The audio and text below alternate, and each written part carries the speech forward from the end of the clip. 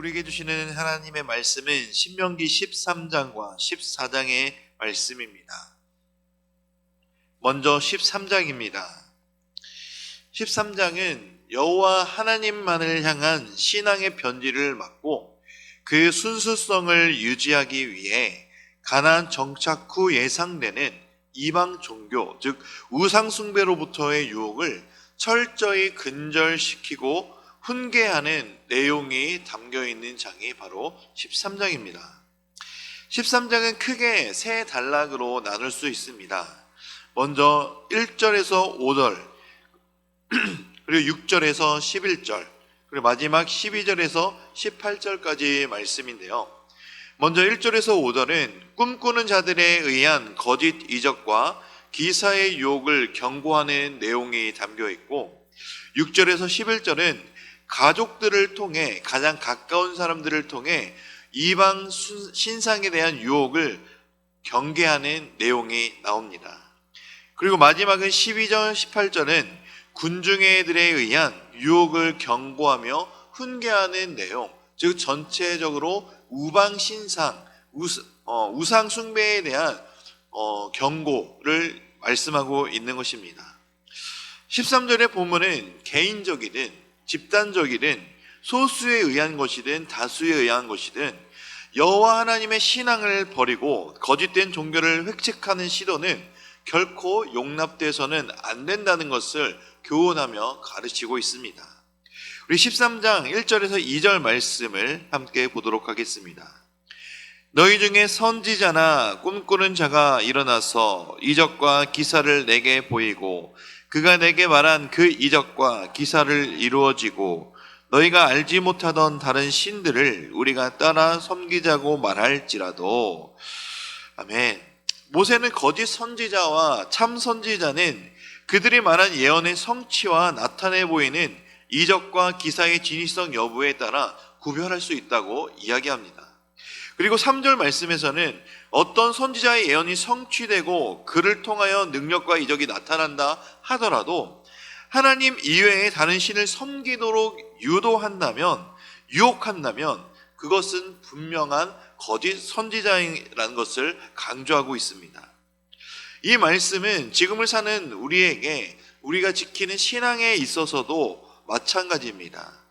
우리가 지키는 기독교 신앙에 있어서 이적이나 기사 등은 그 자체가 중요한 것이 아닙니다. 그것을 통하여 나타내는 결과가 중요한 것이죠. 그 결과가 하나님의 영광이 되어지느냐 아니냐, 그거에 따른 것입니다. 따라서 이 시대에 살아가는 성도에게 주시는 하나님의 은사는 개인을 위한 것이 아닌 반드시 교회를 위한 것이고 또 하나님의 영광을 나타내기 위한 것이 우리에게 주어주신 은사인 것을 기억하시기 바랍니다. 그리고 그 은사를 가지고 다른 성도들을 미혹해서는 절대로 안 됩니다. 가끔 은사를 잘못 사용하는 사람들이 있는데 하나님이 주신 은사를 하나님의 영광을 위한 것이 아닌 개인의 영달 또는 이기심을 충족하기 위해 사용되는 것은 결국 우상 숭배와 같다라는 것을 믿으시기 바랍니다. 이러한 탐심은 결국 우상 숭배라는 것을 기억하며 우리가 이 세상을 살아나갈 때 우리에게 주시는 은사가 나를 위한 것이 아닌 먼저는 하나님의 영광을 위한 것, 그리고 교회를 위한 것으로 사용되어지는 것을 기억하시고 믿으시기 바랍니다. 우리 10절 말씀을 함께 읽겠습니다. 그는 애굽 땅 종되었던 집에서 너를 인도하여 내신 내 하나님 여호와께서 너를 꿰어 떠나게 하려 한 자니 너는 돌로 쳐 죽이라. 결국 우상숭배, 이 탐심으로 시작된 우상숭배는 결국 정죄당하고 심판당할 수밖에 없습니다. 10절에 앞서 6절에서 7절은 거짓 신앙으로 인도하는 유혹자는 의외로 우리의 가까운 곳에 있을 수도 있다라는 것을 경고하고 있습니다. 바로 우리의 가족이 될 수도 있습니다. 이러한 본문은 지금을 살아가는 우리에게도 성도는 그 무엇보다 하나님을 우선순위로 살아가야 된다는 것, 그리고 하나님을 향한 신앙과 어긋나는 요소, 그리고 그 대상은 끝까지 싸워야 함을 교훈해주고 있는 말씀입니다. 그러므로 이 세상을 살아가는 이 시대의 성도들, 이전뿐만 아니라 앞으로도 우리 모든 성도들의 가장 삶의 우선순위는 바로 하나님이 되어야 한다는 것입니다. 하나님을 우선순위로 두는 믿음이 우리의 믿음이 되시길, 그리고 우리의 삶이 되시길 주님의 이름으로 축복합니다. 14장입니다. 이스라엘 백성들은 하나님께 철저하게 헌신되도록 세상에서 구별된 선택받은 언약 백성이며 선민입니다. 여기서 헌신이란 그들의 거룩한 생활을 유지하는 것을 의미합니다. 14장은 하나님에 대한 철저한 헌신의 일종인 제의적 성별에 대해서 말씀하고 있습니다. 여기서 주로 음식물 규례에 대해서 이야기하고 있는데요. 우리 3절 말씀, 14장 3절 말씀을 함께 읽겠습니다. 너는 가증한 것은 무엇이든지 먹지 말라. 아멘. 먹을 수 없는 동물들을 바로 가증한 것이다, 가증한 것으로 취급하고 있습니다. 이 가증한 것이 무엇이냐? 이 가증한 것은 이방 종교와의 연관성이 있기 때문이죠. 이러한 구별을 한다는 것의 최소한의 이유는 부정한 동물들, 가증한 동물들이 이방 종교의 신화와 그 제사와 연관되어 있기 때문입니다. 곧 하나님의 백성들에게 이런 특정한 동물들을 먹지 못하도록 금지한 이유는 바로 우상 숭배를 참여할 수 있는 원초적인 단초를 아예 시작부터 주지 않기 위한 하나님의 계획인 것입니다. 이런 많은 종류의 고기를 먹지 못하도록 금지한 율법은 이스라엘 민족과 이방 민족과의 유대 관계를 원천적으로 차단하는 효과를 지닌 것입니다. 또한 금지한 동물 중에서 여러 동물들이 육식 동물들로 자연스럽게 혐오감을 일으키기 때문이기도 합니다. 이처럼 음식물 규례는 영적, 도덕적 부정함에 대한 깊은 혐오감을 일으켜서 이스라엘 백성들을 성별하기 위한 하나의 교육 수단이 되기도 했습니다. 22절에서 29절은 이 음식물 규례 이후 또 11조에 관한 규례를 언급하고 있습니다. 이미 11조에 관한 규례는 레위기 27장과 민수기 18장에서도 언급된 적이 있습니다. 그러나 특별히 신명기 14장은 제2, 제3의 11조에 대해서 말씀하고 있는데요. 22절과 27절은 제2의 11조, 28절과 29절은 제3의 11조에 대해서 언급하고 있습니다.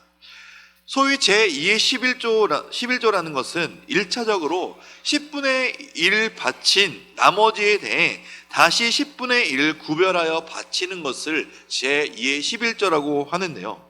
이 제2의 11조가 어디에 사용되었냐 하면은 백성들이 중앙 성소에서 1년 동안의 한 해의 소출을 허락하신 하나님께 감사하여 얻은 기쁨의 잔치에 사용되는 경비가 바로 제2의 11조입니다.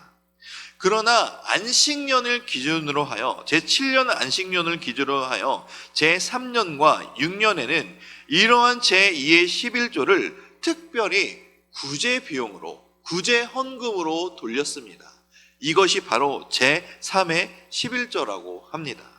이렇게 11조는 근본적으로 모든 만물의 주인이 바로 하나님이신 것을 고백하는 것이며, 또 나에게 모든 것을 주신 분이 하나님이시기 때문에 하나님께 감사를 드리는 것, 하나님께 주님께서 모든 것을 주셨다라는 것을 믿음으로 고백하는 것이 바로 11조의 기본적인 바탕입니다. 또는 이 11조를 바탕으로 제2의 11조, 제3의 11조를 한다는 것은 결국 이웃 사랑을 실천하는 하나의 삶에 실천하는 규례이기도 합니다. 그러니 어떤 분들은 이렇게 생각하시는 분들이 있어요. 11조를 내야지 하나님께서 복을 주신다.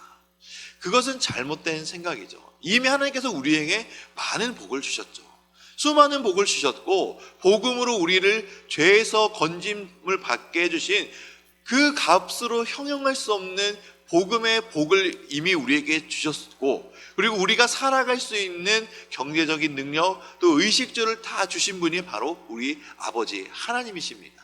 그렇기 때문에 11조라는 것은 하나님께 복을 받기 위해 기복적으로 드리는 것이 아닌 하나님께서 모든 만물의 주인이 되셨으며 그리고 나의 모든 것을 주셨음을 고백하는 감사의 신앙 고백이 바로 11조가 되어야 된다는 것입니다.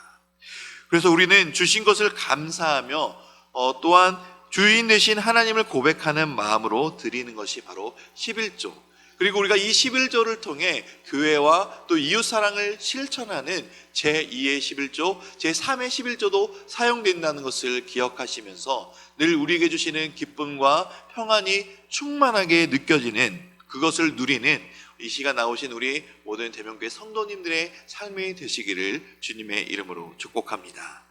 이제 신명기 13장에서 14장까지의 말씀을 경청하도록 하겠습니다. 주의 말씀은 내 발의 등이요 내 길의 빛이니이다.